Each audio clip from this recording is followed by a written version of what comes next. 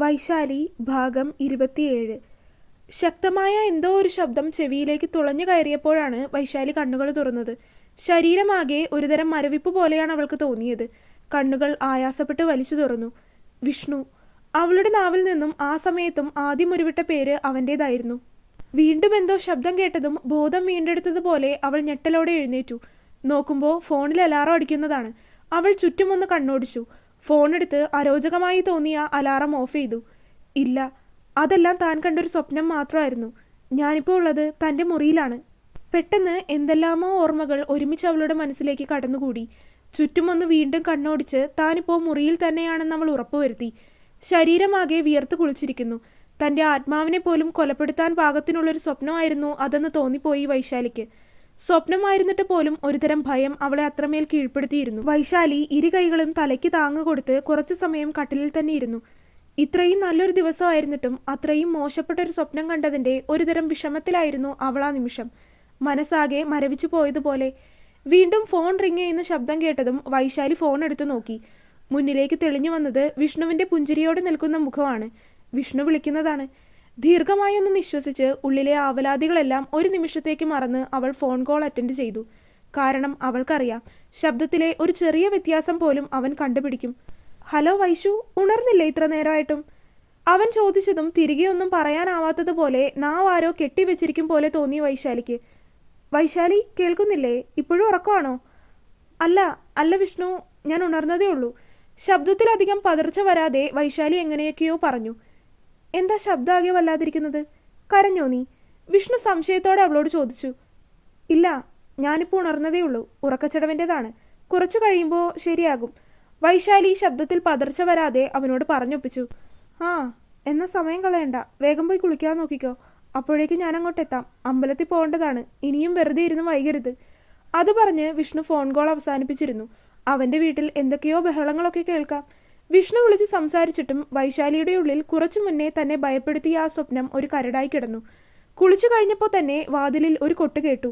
വിഷ്ണു ആണെന്നറിയാം. വാതിൽ തുറന്നു. പുഞ്ചിരിയോടെ നിൽക്കുന്നവനെ കാണെ വൈശാലിയുടെ ഉള്ളിൽ ഒരു മഞ്ഞ് വീണ സുഖം പോലെ തോന്നി.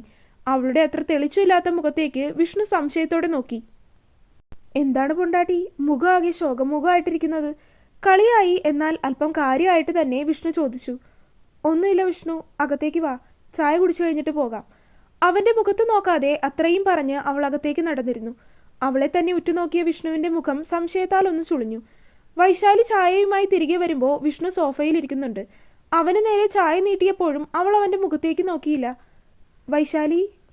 അവളുടെ കയ്യിൽ നിന്ന് കപ്പ് വാങ്ങി ടീപ്പോയിൽ വെച്ചുകൊണ്ട് അവൻ അവളുടെ അടുത്തേക്ക് വന്നവളെ വിളിച്ചു. കലങ്ങിയ കണ്ണുകളോടെയാണ് അവൾ അവനെ നോക്കിയത്. അവളുടെ കലങ്ങിയ കണ്ണുകൾ കണ്ടതും വിഷ്ണു തന്നെ ഞെട്ടിപ്പോയി. എന്തു പറ്റി? വിഷ്ണു അത് ചോദിച്ചു തീരും മുന്നേ വൈശാലി അവൻ്റെ ദേഹത്തേക്ക് ചേർന്ന് അവനെ ഇറുക്കെ പുണർന്നിരുന്നു. വിഷ്ണു മറുത്തൊന്നും ചോദിക്കാതെ അവളെ തന്നിലേക്ക് ചേർത്ത് പിടിച്ച് അവളുടെ തലയിലൂടെ ഒന്ന് തലോടി.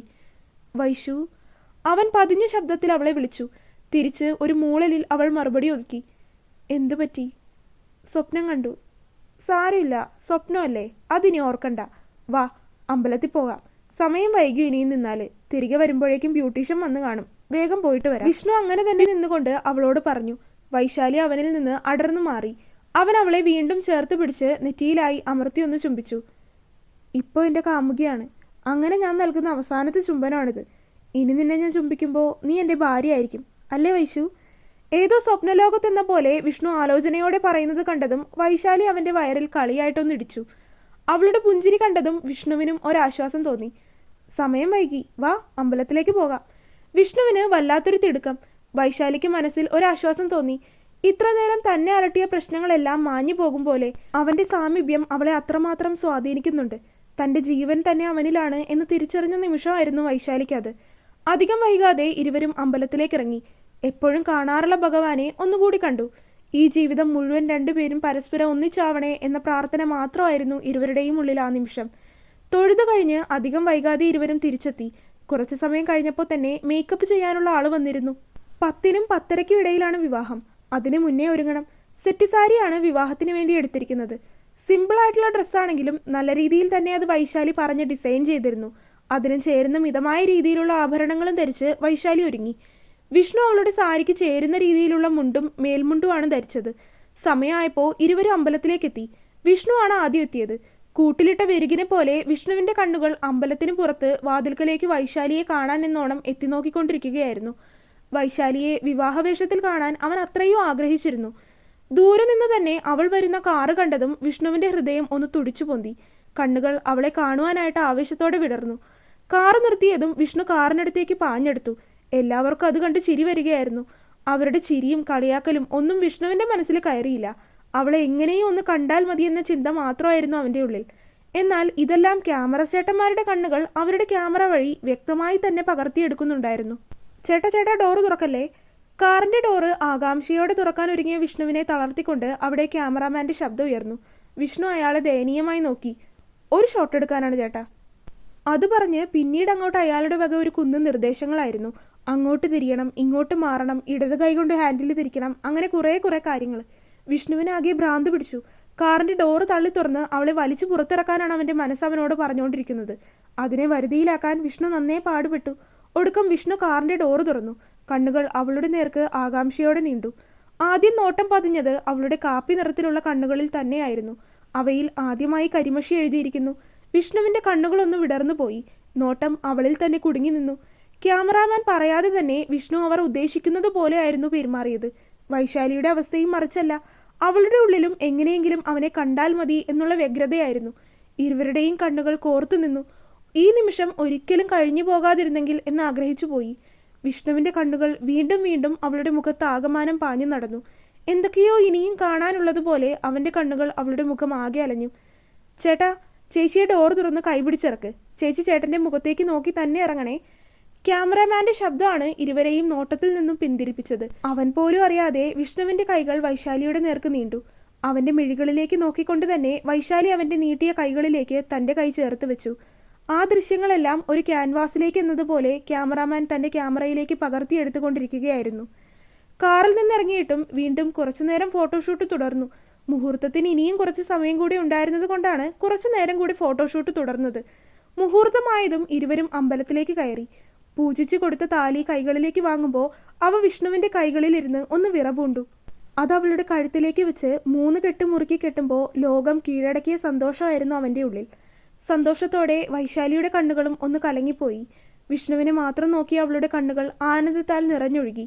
അത് കണ്ട് വിഷ്ണുവിൻ്റെ കണ്ണുകളും ഒന്ന് കലങ്ങിപ്പോയി. അവളുടെ നെറ്റിയെ അവൻ്റെ വിരലിനാൽ ചുവപ്പിക്കുമ്പോൾ അവളുടെ കണ്ണുകൾ ഏതോ നിർവൃതിയിൽ എന്ന പോലെ അടഞ്ഞുപോയി. അനിർവചനീയമായ നിമിഷം. ചടങ്ങുകൾ കഴിഞ്ഞ് ഇരുവരും ഒന്ന് കണ്ണുകൾ അടച്ച് പ്രാർത്ഥിച്ചു. അതിൽ നിറഞ്ഞു നിന്നത് ഇനി ഒരിക്കലും അവനിൽ നിന്ന് അവൾക്കോ അവളിൽ നിന്ന് അവനോ ഒരു മോചനം ഉണ്ടാകരുതേ എന്ന് മാത്രമായിരുന്നു. പിന്നീട് അങ്ങോട്ട് എല്ലാവരുടെയും അനുഗ്രഹമൊക്കെ വാങ്ങി. എല്ലാം കണ്ടുകൊണ്ട് അവിടെ മാളവികയും ഉണ്ടായിരുന്നു. വൈശാലി അവളെ ഒന്ന് നോക്കി. ഒറ്റ നോട്ടം. മാളവിക ആകെ ഇല്ലാതെയായി പോകും പോലെ ആയിപ്പോയി. ഒരുതരം ഭയത്തോടെയാണ് മാളവിക വൈശാലിയിൽ നിന്നുള്ള നോട്ടം മാറ്റിക്കളഞ്ഞത്. പിന്നീട് അങ്ങോട്ട് വീണ്ടും ഫോട്ടോഷൂട്ടായിരുന്നു. അവരുടെ നിർദ്ദേശങ്ങളൊന്നും വിഷ്ണുവിന് ആവശ്യം വന്നില്ല. ആവശ്യത്തിലധികം പോസെല്ലാം വിഷ്ണു തനിയെ ചെയ്യുന്നുണ്ടായിരുന്നു. ഒടുക്കം അവസാനം അമ്പലത്തിനരികിലായിട്ടുള്ള കുളത്തിനരികിലായി ഫോട്ടോഷൂട്ട്. കൽപ്പടവിലെ പടവുകളിലെ മുകളിലെ പടിയിൽ വിഷ്ണുവും അതിന് തൊട്ടു താഴെയുള്ള പടവിലായിട്ട് വൈശാലിയും നിൽക്കുകയാണ്. ചേട്ടൻ ചേച്ചിയുടെ മുഖത്തേക്ക് നോക്കി നിൽക്ക്, ചേച്ചി കുളത്തിലേക്ക് നോക്ക്. ഫോട്ടോഗ്രാഫറിന്റെ നിർദ്ദേശം എത്തി. അങ്ങനെ തന്നെ ഇരുവരും നിന്നു. വിഷ്ണു കൂടെയുള്ളത് കൊണ്ട് വൈശാലിക്ക് ഫോട്ടോ എടുക്കുന്നതിലൊന്നും ഒരു മടുപ്പും തോന്നിയില്ല. അങ്ങനെ തന്നെ നിന്ന് ഒരു 2-3 ക്ലിക്ക് എടുത്തു. അത് കഴിഞ്ഞപ്പോഴേക്കും വീണ്ടും ഫോട്ടോഗ്രാഫറുടെ അടുത്ത നിർദ്ദേശം എത്തി. ചേട്ടാ, അങ്ങനെ തന്നെ നിന്നിട്ട് ചേച്ചിയുടെ കവിളിലായിട്ട് കിസ് ചെയ്. അയാളുടെ വർത്താനം കേട്ടതും വൈശാലി മിഴിഞ്ഞ കണ്ണുകളോടെ അയാളെ നോക്കി. അതേ ഞെട്ടലോടെ വിഷ്ണുവിനെ നോക്കിയപ്പോൾ അവിടെ പ്രത്യേകിച്ച് ഭാവവ്യത്യാസമൊന്നുമില്ല. എന്തോ കാത്തിരുന്നത് കയ്യിൽ വന്നതുപോലെയുള്ള സന്തോഷമാണ്. Okay, ready. ഫോട്ടോഗ്രാഫർ പറഞ്ഞു കഴിയലും വിഷ്ണു വൈശാലിയുടെ കവിളിലേക്ക് അമർത്തി ചുംബിച്ചു കഴിഞ്ഞിരുന്നു. വൈശാലിയുടെ കണ്ണുകൾ ആദ്യം ഒന്ന് മിഴിഞ്ഞു പോയിയെങ്കിലും അവ പതിയെ അടഞ്ഞുപോയി. ഫോട്ടോഗ്രാഫർ ഇതെല്ലാം കൃത്യമായി തന്നെ ക്യാമറയിലേക്ക് പകർത്തിയെടുക്കുകയും ചെയ്തു. അപ്പോഴേക്കും മുത്തശ്ശി അങ്ങോട്ട് വന്ന് റിസോർട്ടിലേക്ക് പോകാൻ സമയമായി എന്ന് പറഞ്ഞ് ഇരുവരെയും വിളിച്ചു. മുത്തശ്ശി ഇപ്പോൾ കഴിയും, ഒരു 10 മിനിറ്റ് കൂടെ, വിഷ്ണു വിളിച്ചു പറഞ്ഞു. 10 മിനിറ്റോ? എന്തിന്? ഇപ്പം തന്നെ ഇത് കുറേയായി, വാ നമുക്ക് പോകാം. വൈശാലി അവനെ വിളിച്ചുകൊണ്ട് പോകാനൊരുങ്ങി. പിന്നെ ഇപ്പോൾ തന്നെ പോകാനോ? കല്യാണമൊക്കെ ജീവിതത്തിൽ ആകെ ഒരിക്കലുണ്ടാവുന്ന കാര്യമാണ്. അതൊക്കെ നമ്മൾ കൃത്യമായിട്ട് ഫോട്ടോസ് എടുത്തു വെച്ചാൽ പിന്നീട് നമുക്ക് അതൊക്കെ കണ്ടിരുന്ന് സന്തോഷിക്കാം. വിഷ്ണു കെറിവിച്ചു. ഒടുക്കം വൈശാലി സമ്മതിച്ചു കൊടുത്തു. ചേട്ടാ, ലിപ് കിസ് ഓക്കെ ആണോ? വീണ്ടും പോസ് ചെയ്യാനൊരുങ്ങിയ വിഷ്ണുവിനോട് ഫോട്ടോഗ്രാഫർ ചോദിച്ചു. വിഷ്ണുവിൻ്റെ കണ്ണുകളിൽ 1000 ബൾബുകൾ ഒരുമിച്ച് കത്തിയ പ്രതീതിയായിരുന്നു. ഓക്കെ ആണോന്നോ? Double okay. ഒന്ന് പോയേ വിഷ്ണു, അതൊന്നും വേണ്ട. ഇപ്പോൾ തന്നെ കുറച്ച് അധികമായിട്ടുണ്ട്. വേണ്ടെങ്കിൽ വേണ്ട, വിഷ്ണു കൂളായിട്ട് പറഞ്ഞു. എന്നാൽ ഇടത് കൈകൊണ്ട് അവൻ ഫോട്ടോഗ്രാഫർക്ക് എന്തോ സിഗ്നൽ കൊടുത്തു. പാവം വൈശു അത് കണ്ടത് കൂടിയില്ല. ഇരുവരും മുന്നേ നിന്നതുപോലെ വീണ്ടും നിന്നു. രണ്ടുപേരും മുഖത്തോട് മുഖം നോക്കി നിന്ന് ഒരു സ്റ്റില്ലെടുക്കാം, എന്നിട്ട് പോകാം. ഫോട്ടോഗ്രാഫർ പറഞ്ഞതും വൈശാലിയും വിഷ്ണുവും ഒരുപോലെ സമ്മതിച്ചു. കുളത്തിൻ്റെ താഴത്തെ പടവിലായി വൈശാലിയും അതിന് തൊട്ടു മുൻപിലുള്ള പടവിലായി വിഷ്ണുവും നിന്നു. ഇപ്പോൾ രണ്ടുപേരും ഒരേ പൊക്കത്തിനൊപ്പമാണ്. തുടരും. കഴിഞ്ഞ പാർട്ടിൽ എന്നെ നല്ല രീതിയിൽ സ്മരിച്ച എല്ലാവർക്കും വേണ്ടി ഞാൻ ഈ പാർട്ട് ഡെഡിക്കേറ്റ് ചെയ്യുന്നു. നിങ്ങളുടെ ആഗ്രഹത്തിനനുസരിച്ച് ഞാൻ വൈശാലിയെയും വിഷ്ണുവിനെയും ഒന്നിച്ചാക്കിയിട്ടുണ്ട്. ഇനി അവർ തല്ലിപ്പിരിയോ എന്നുള്ളത് എന്നെ ബാധിക്കുന്ന കാര്യമല്ല. പിന്നെ കഴിഞ്ഞ പാർട്ട് ആ രീതിക്ക് തന്നെ നിർത്തണമെന്നുള്ളത് ഞാൻ ഈ സ്റ്റോറി റെക്കോർഡ് ചെയ്യാൻ തുടങ്ങിയപ്പോൾ തന്നെ തീരുമാനിച്ചിരുന്നതാണ്. അപ്പോൾ അത് നേരത്തെ തന്നെ പ്ലാൻ ചെയ്തിരുന്നത് കൊണ്ട് നിങ്ങൾ പറഞ്ഞതെല്ലാം കേൾക്കാൻ ഞാൻ ബാധ്യസ്ഥയാണ്. അപ്പോൾ എനിക്കതൊന്നും പ്രത്യേകിച്ച് കുഴപ്പമൊന്നുമില്ല. ഞാനതെല്ലാം കേട്ടു, ഞാൻ എല്ലാ കമൻറ്റും വായിച്ചു, പറ്റുന്നതിനൊക്കെ റിപ്ലൈ കൊടുത്തു. ആൻഡ് ഒരു കാര്യം പറയാനുള്ളത്, നിങ്ങൾ എന്നെ എങ്ങനെയൊക്കെ പറഞ്ഞുകൊണ്ട് ഇന്ന് ഞാൻ അവരുടെ ഫ്രഞ്ച് കിസ് വെച്ച് നിർത്തുവാണ്. അപ്പോൾ അടുത്ത പാർട്ടായിട്ട് നാളെ വരാം. അപ്പോൾ വീഡിയോ കണ്ടവരെല്ലാവരും വീഡിയോ ലൈക്ക് ചെയ്യുക. നിങ്ങളുടെ അഭിപ്രായങ്ങൾ എന്തായാലും ഒരു കമൻറ്റായിട്ട് അറിയിച്ചേക്ക്. പിന്നെ ചാനൽ സബ്സ്ക്രൈബ് ചെയ്യാത്തവരാരെങ്കിലും ഉണ്ടെങ്കിൽ സബ്സ്ക്രൈബും ചെയ്തേക്ക്.